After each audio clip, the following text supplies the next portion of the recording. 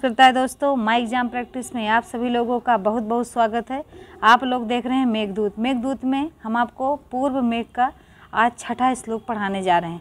इससे पहले आपका 1 से 5 तक श्लोक हो गया है और देखते हैं आज का छठा श्लोक। और इसको हमारे साथ वाचन जरूर करिएगा। अगर आप वाचन करते हैं तो आपकी सूक्ति गलत नहीं होगी। और वाचन करने से एक और बातें हैं कि अब की देखिएगा, जो 2021 का पेपर हुआ था उसमें क्या था कि ऐसे पूछ लिया था अभिज्ञान शकुंतलम में कि ये चौथा श्लोक है, चौथा है कि पांचवा है, या इसके बाद कौन सा श्लोक आएगा। ये सब आपका तभी क्लियर होगा जब आप इसको वाचन करके पढ़ेंगे। तो करिएगा, आप पढ़िएगा कि जातम वंशे भुवन विदिते पुष्करावर्ते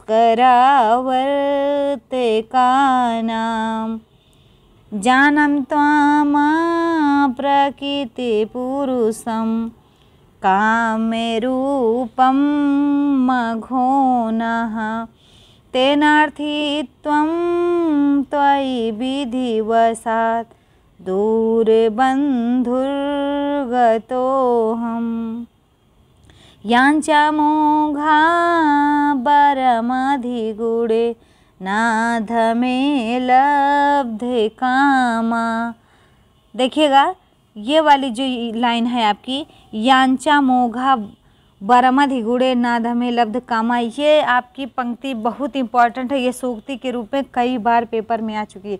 यही नहीं कि केवल टीजीटी में, आपके टीजीटी पीजीटी जहाँ भी मेघदूत का सिलेबस है वहाँ ये पंक्ति कई बार आ चुकी है।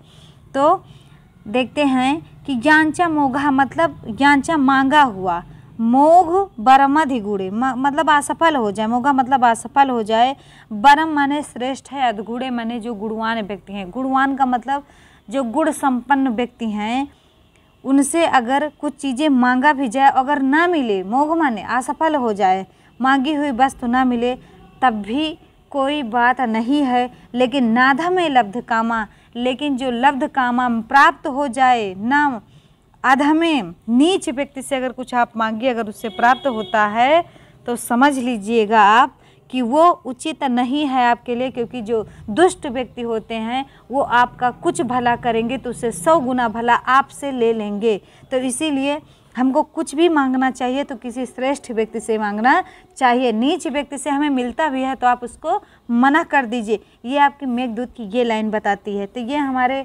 वैसे भी सामाजिक दृष्टि से भी बहुत इम्पॉर्टेंट है।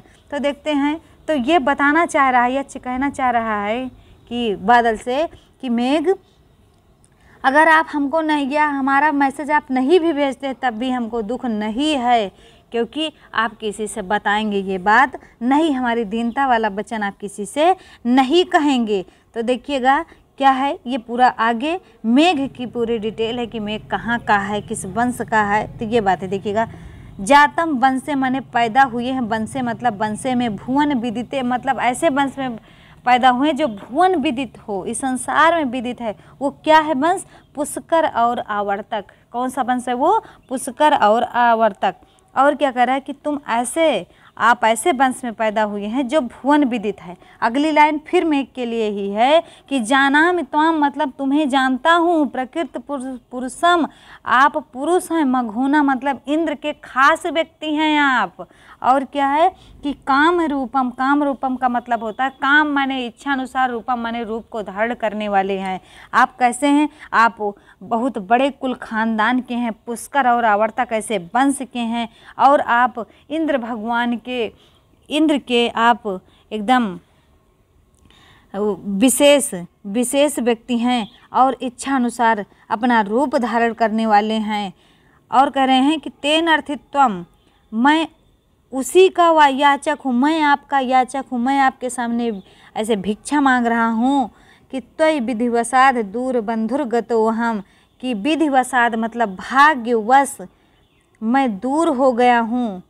किससे? अपनी प्रियतमा से दूर हो गया हूँ। और मेरा याचना आप स्वीकार करिए, मेरी याचना आप स्वीकार करिए। मैं आपका याचक हूँ। किसका याचक हूँ? तो मेघ का याचक हूँ। ये बातें कौन कह रहा है?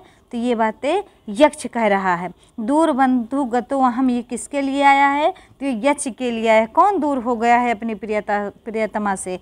तो यक्ष दूर हो गया है। यांचा मोघा बरम अधिगुण, इसको भी बता दिए कि क्या कहते हैं कि नीच व्यक्ति से कुछ मांगना भी अगर मिल जाता है तो वो श्रेष्ठ नहीं, बल्कि अगर गुणवान व्यक्ति से अगर कुछ हम मांगे नहीं भी मिलता है तब भी क्या होता है कि हमारी याचना व्यर्थ नहीं जाती। अगला देखते हैं 7 नंबर। कौन सा देखेंगे भैया?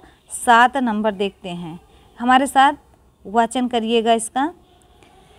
संतप्तानां त्वमसि शरणं तत्पयोदा प्रियाया, संदेशं मे हर धनपति क्रोध विश्लेषितस्य, गंतव्यते वसति अलेका नाम यक्षेसराम, बाह्योद्यान स्थिते हर शिरस चंद्रिका धौति हरम्या। अब देखते हैं, अब उससे बता रहा है कि आपको जाना कहाँ है। इतनी बातें समझाया, अब बता रहा है भाई जब आपको जाना कहाँ तो पूरी डिटेल बताएगा, रास्ते की बात बताएगा, घर क्या बताएगा, घर के बाहर क्या, घर के अंदर क्या, ये सारी बात यक्ष मेघ से बता रहा है। लेकिन कैसे बता रहा है देखिएगा कि संतप्ता नाम त्वमसि शरणम तत्पयोद। संतप्ता नाम माने क्या होता है? आप संतप्तों का, संतप्त मतलब जो ताप से पीड़ित हैं, तुम माने तुम, असि माने हो, शरणम माने उनके शरणार्थी हो। मतलब जो तुम्हारे शरण में आता है उनके संतप्त को आप दूर करते हैं। हे पयोद, हे बादल, हे मेघ, जितने तप्त युक्त व्यक्ति आते हैं, ताप से पीड़ित आते हैं, आप उनके दुखों को दूर करते हैं। तो प्रियाया संदेशम में, तो मेरे संदेश को आप प्रिया के पास गंतव्य मतलब ले जाइएगा। और क्या कह रहे हैं कि हर धनपति क्रोध विश्लेष, अब ये किसके लिए आया है? धनपति क्रोध विश्लेषितस्य, मतलब कुबेर के क्रोध से जो मैं अलग हुआ हूँ, क्रोध की युक्त मेरे संदेश को आप प्रिया के पास भेज दीजिएगा। और ते वसति अलका नाम यक्षेश्वरा नाम कह रहे हैं कि तुम्हें कहाँ जाना है? तो यक्षेश्वरों की जहाँ यक्ष लोग रहते हैं उनके यहाँ एक अलका नगरी है, आपको वहाँ जाना है। और उस अलका नगरी के बाहर उद्यान है, बाह्य उद्याना मतलब बाहर उद्यान स्थित है। वो उद्यान कैसा है? तो हर एक शब्द आया है, देखिएगा इसमें हर का मतलब होता है भैया कि महादेव, और हर के जो सिर पर चंद्रिका हैं, जो चांद हैं, उसी से धौत माने धुला हुआ वो बाह्य उद्यान आपको सबसे पहले दिखाई देगा। तो बातें हमारी समझ रही हैं? फिर से एक बार देख लीजिएगा इसको कि संतप्ता नाम तमस्य शरणम तत्पयोद प्रियाया, मतलब हे पयोद, आप तप को, ताप से पीड़ित व्यक्तियों का दुख हरने वाले हैं, अपने जल से दुख हर दे, सबको ठंडा कर देते हैं। तो मुझ जैसे जो धनपति के या कुबेर के क्रोध से जो अपनी प्रिया से अलग हुआ है, आप मेरे संदेश को वहाँ तक भेज सकते हैं। और आपको यक्षेश्वरों की नगरी अलका में जाना है, जहाँ के उद्यान जो हैं किससे धुले हुए हैं? तो भगवान के जो सिर पर चंद्रमा है, उस चंद्रमा के प्रकाश से धुले हुए उद्यान स्थित हैं, आपको वहीं जाना है। तो आपको 2 श्लोक पढ़ाएगा, 6 और 7। इसको बढ़िया ढंग से पढ़िएगा और एक नोट्स अपने तरीके से बनाइए। हम आपको तो प्रश्नोत्तरी दे ही रहे हैं, आवश्यकता नहीं पड़ेगी, लेकिन फिर भी आपको कुछ और लगे तो आप नोट्स को बनाते रहिए और पढ़ते रहिए, मस्त रहिए। चैनल को वीडियो अच्छी लगे तो चैनल को सब्सक्राइब एंड शेयर ज़रूर करिए। तो मिलते हैं अगले वीडियो में, तब तक के लिए जय हिंद, जय भारत।